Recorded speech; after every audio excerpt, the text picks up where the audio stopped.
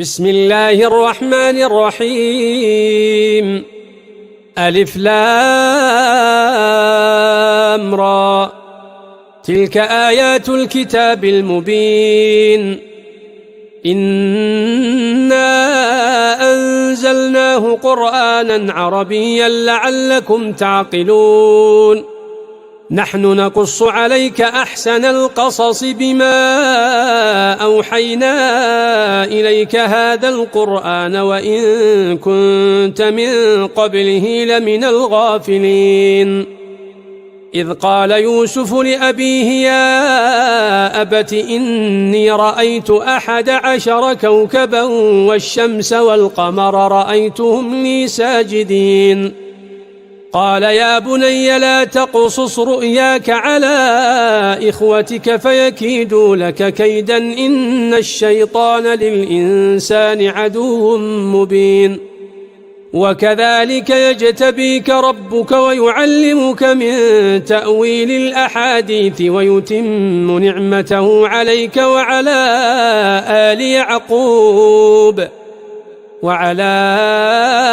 آل يعقوب كما أتمها على أبويك من قبل إبراهيم وإسحاق إن ربك عليم حكيم. لقد كان في يوسف وإخوته آيات للسائلين إذ قالوا ليوسف وأخوه أحب إلى أبينا منا ونحن عصبة إن أبانا لفي ضلال مبين. اقتلوا يوسف أو اطرحوه أرضا يخل لكم وجه أبيكم وتكونوا من بعده قوما صالحين. قال قائل منهم لا تقتلوا يوسف وألقوه في غيابة الجب يلتقطه بعض السيارة إن كنتم فاعلين. قالوا يا أبانا ما لك لا تأمنا على يوسف وإنا له لناصحون. أرسله معنا غدا يرتع ويلعب وإنا له لحافظون. قال إني ليحزنني أن تذهبوا به وأخاف أن يأكله الذئب وأنتم عنه غافلون.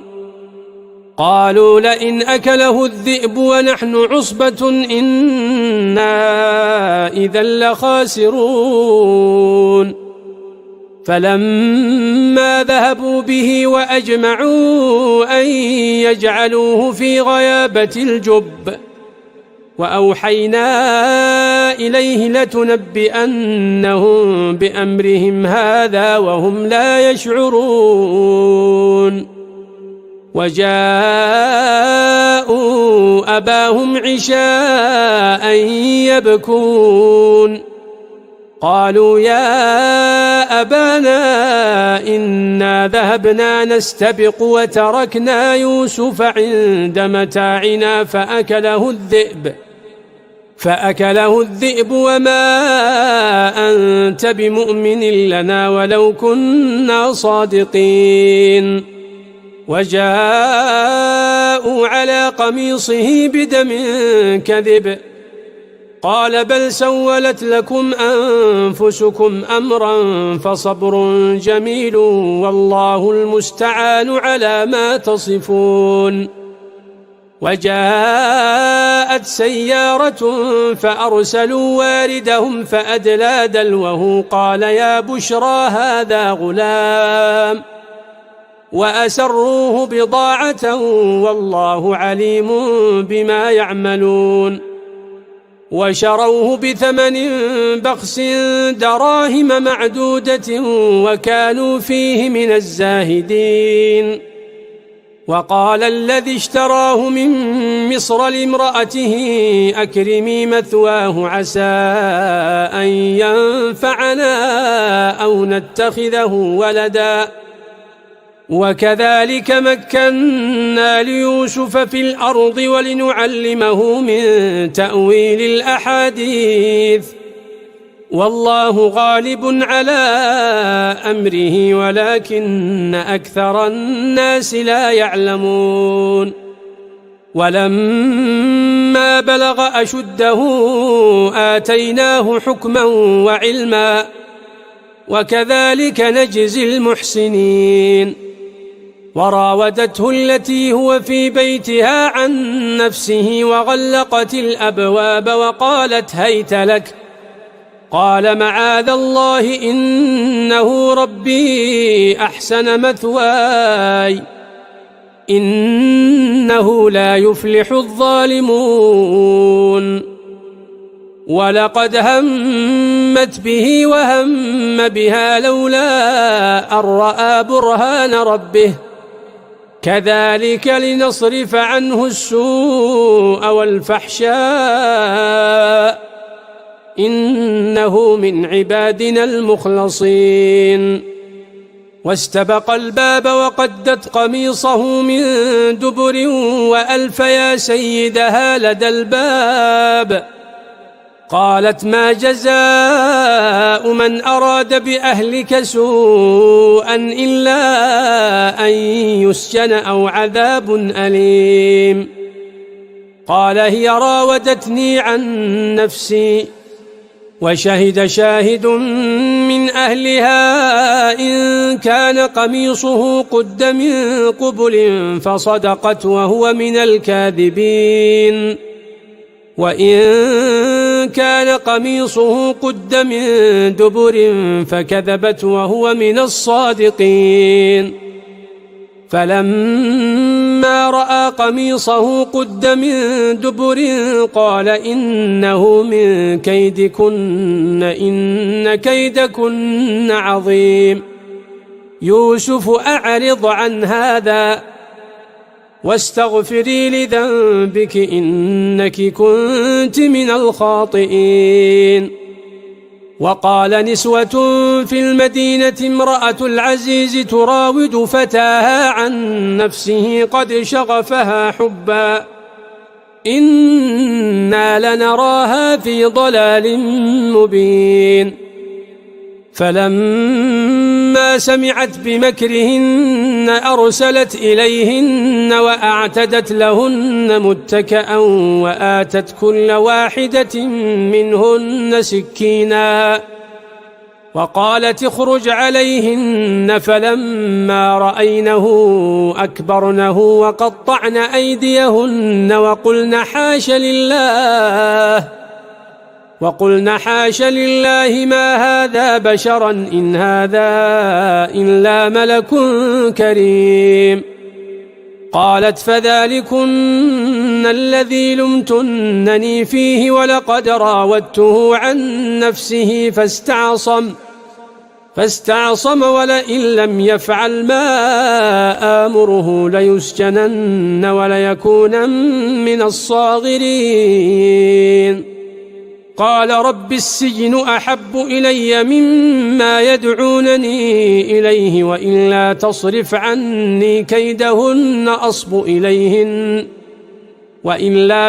عني كيدهن أصب إليهن وأكن من الجاهلين فاستجاب له ربه فصرف عنه كيدهن إنه هو السميع العليم ثم بدا لهم من بعد ما رأوا الآيات ليسجننه حتى حين ودخل معه السجن فتيان قال أحدهما إني أراني أعصر خمرا وقال الآخر إني أراني أحمل فوق رأسي خبزا تأكل الطير منه نبئنا بتأويله إنا نراك من المحسنين قال لا يأتيكما طعام ترزقانه إلا نبأتكما بتأويله قبل أن يأتيكما ذلكما مما علمني ربي إني تركت ملة قوم لا يؤمنون بالله وهم بالآخرة هم كافرون واتبعت ملة آبائي إبراهيم وإسحاق ويعقوب ما كان لنا أن نشرك بالله من شيء ذلك من فضل الله علينا وعلى الناس ولكن أكثر الناس لا يشكرون يا صاحبي السجن أأرباب متفرقون خير أم الله الواحد القهار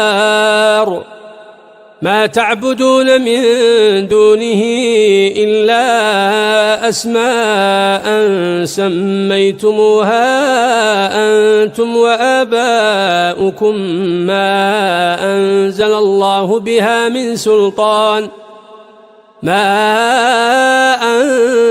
الله بها من سلطان إن الحكم إلا لله أمر ألا تعبدوا إلا إياه ذلك الدين القيم ولكن أكثر الناس لا يعلمون يا صاحبي السجن أما أحدكما فيسقي ربه خمرا وأما الآخر فيصلب فتأكل الطير من رأسه قضي الأمر الذي فيه تستفتيان وقال للذي ظن أنه ناج منه اذكرني عند ربك فأنساه الشيطان ذكر ربه فلبث في السجن 9 سنين وقال الملك إني أرى 7 بقرات سمان يأكلهن 7 عجاف و7 سنبلات خضر وأخر يابسات يا أيها الملأ أفتوني في رؤياي إن كنتم للرؤيا تعبرون قالوا أضغاث أحلام وما نحن بتأويل الأحلام بعالمين وقال الذي نجا منهما وادكر بعد أمة أنا أنبئكم بتأويله فأرسلون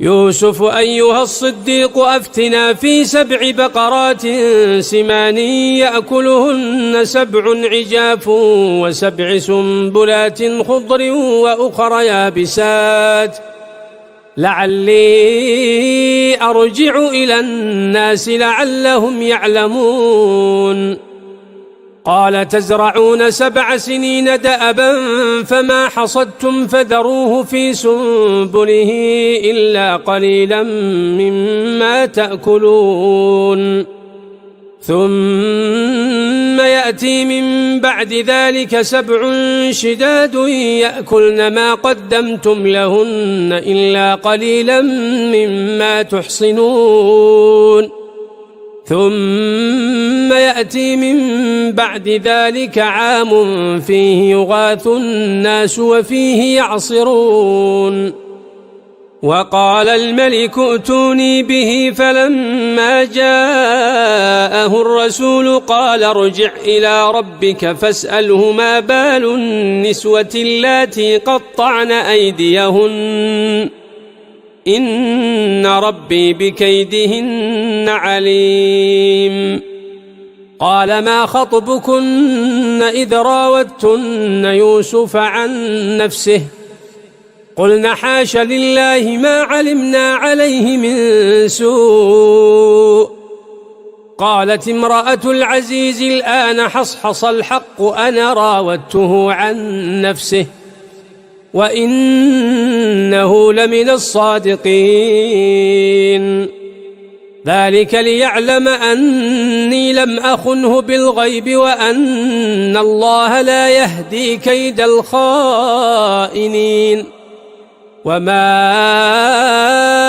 أبرئ نفسي إن النفس لأمارة بالسوء إلا ما رحم ربي إن ربي غفور رحيم. وقال الملك ائتوني به أستخلصه لنفسي فلما كلمه قال إنك اليوم لدينا مكين أمين. قال اجعلني على خزائن الأرض إني حفيظ عليم. وكذلك مكنا ليوسف في الأرض يتبوأ منها حيث يشاء نصيب برحمتنا من نشاء ولا نضيع أجر المحسنين. ولأجر الآخرة خير للذين آمنوا وكانوا يتقون. وجاء إخوة يوسف فدخلوا عليه فعرفهم وهم له منكرون. ولما جهزهم بجهازهم قال ائتوني بأخ لكم من أبيكم ألا ترون أني أوفي الكيل وأنا خير المنزلين فإن لم تأتون به فلا كيل لكم عندي ولا تقربون. قالوا سنراود عنه أباه وإنا لفاعلون. وقال لفتيانه اجعلوا بضاعتهم في رحالهم لعلهم يعرفونها إذا انقلبوا إلى أهلهم لعلهم يرجعون. فلما رجعوا إلى أبيهم قالوا يا أبانا منع منا الكيل فأرسل معنا أخانا نكتل وإنا له لحافظون. قال هل آمنكم عليه إلا كما أمنتكم على أخيه من قبل فالله خير حافظا وهو أرحم الراحمين.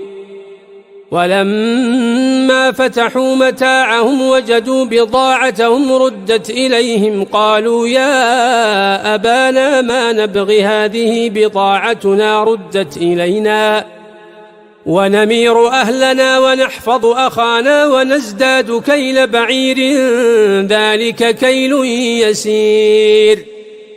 قال لن أرسله معكم حتى تؤتون موثقا من الله لتأتونني به إلا أن يحاط بكم.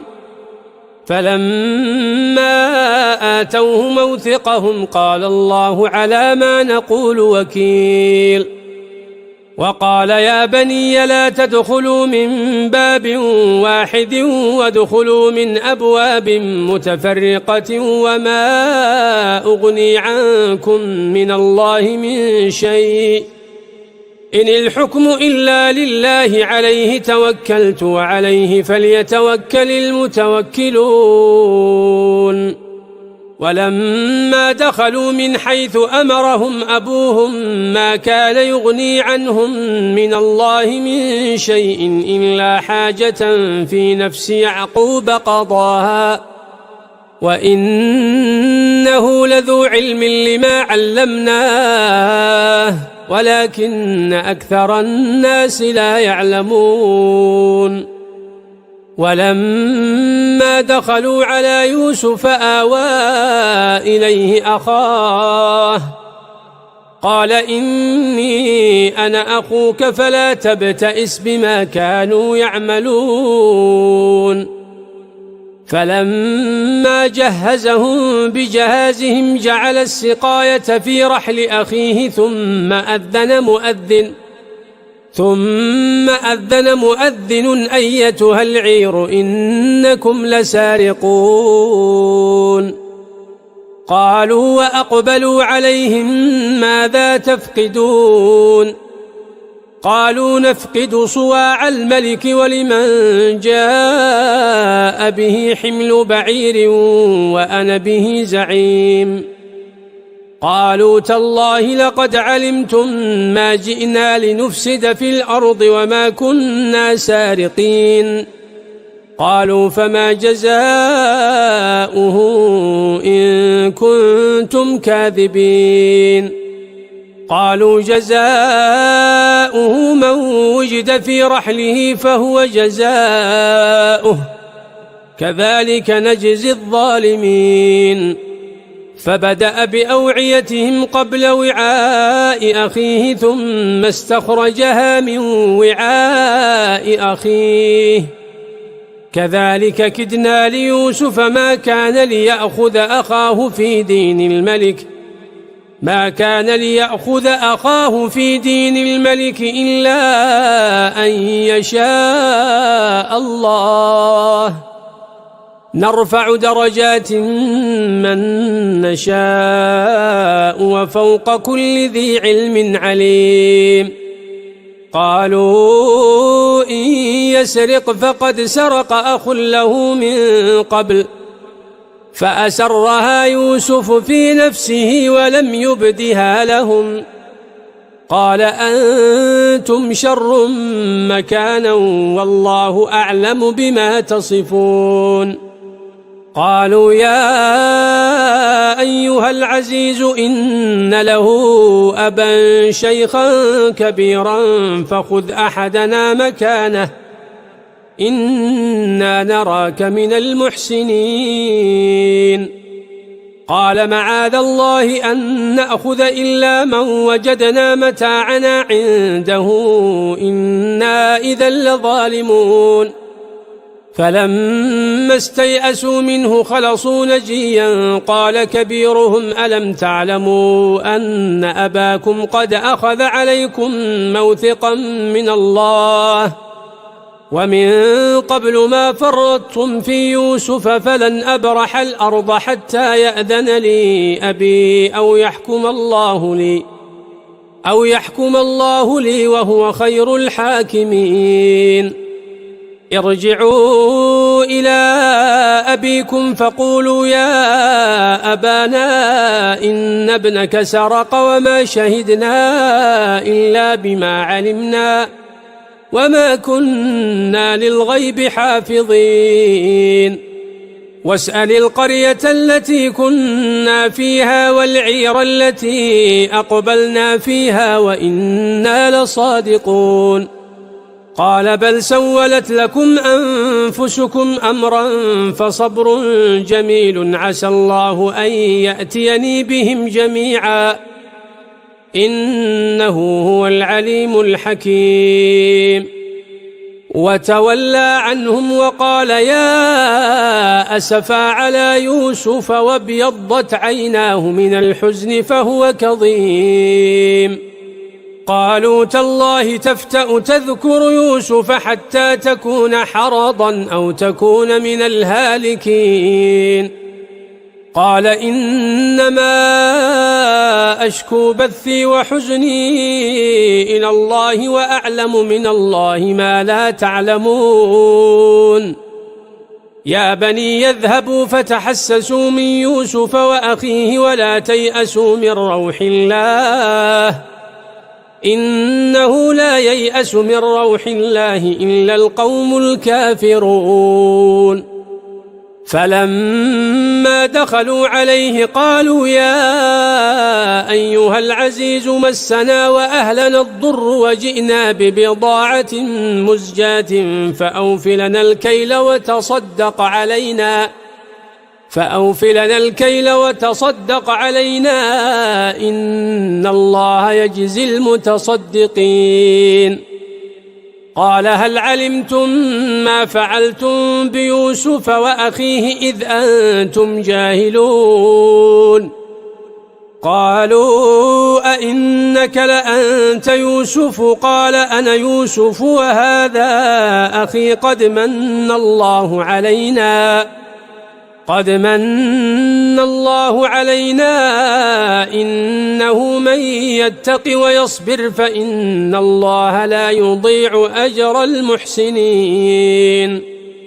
قالوا تالله لقد آثرك الله علينا وإن كنا لخاطئين قال لا تثريب عليكم اليوم يغفر الله لكم وهو أرحم الراحمين اذهبوا بقميصي هذا فألقوه على وجه أبي يأت بصيرا وأتوني بأهلكم أجمعين ولما فصلت العير قال أبوهم إني لأجد ريح يوسف لولا أن تفندون قالوا تالله إنك لفي ضلالك القديم فلما أن جاء البشير ألقاه على وجهه فارتد بصيرا قال ألم أقل لكم إني أعلم من الله ما لا تعلمون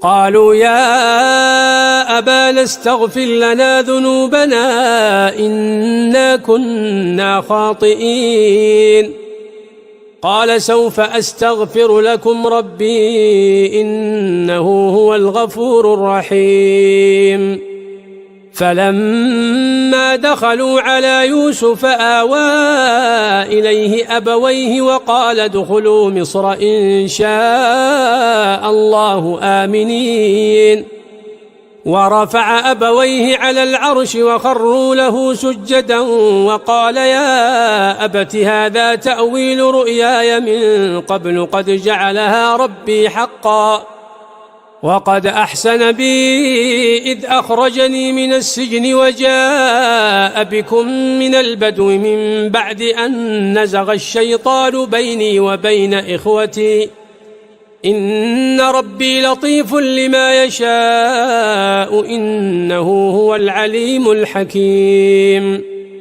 رب قد آتيتني من الملك وعلمتني من تأويل الأحاديث فاطر السماوات والأرض أنت وليي في الدنيا والآخرة توفني مسلما وألحقني بالصالحين ذلك من أنباء الغيب نوحيه إليك وما كنت لديهم إذ أجمعوا أمرهم وهم يمكرون وما أكثر الناس ولو حرصت بمؤمنين وما تسألهم عليه من أجر إن هو إلا ذكر للعالمين وكأي من آية في السماوات والأرض يمرون عليها وهم عنها معرضون وما يؤمن أكثرهم بالله إلا وهم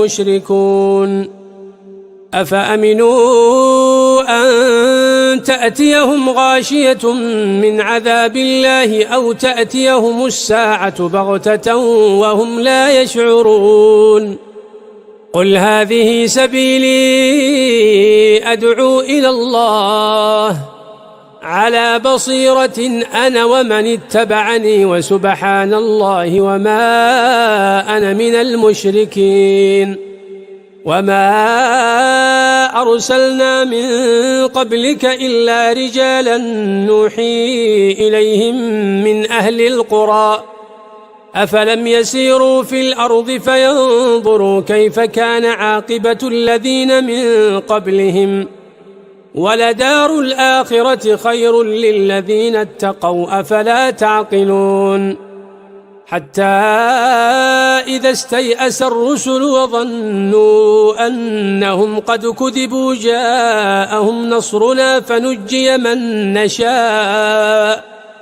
ولا يرد بأسنا عن القوم المجرمين لقد كان في قصصهم عبرة لأولي الألباب ما كان حديثا يفترى ولكن تصديق الذي بين يديه وتفصيل كل شيء وهدى ورحمة لقوم يؤمنون.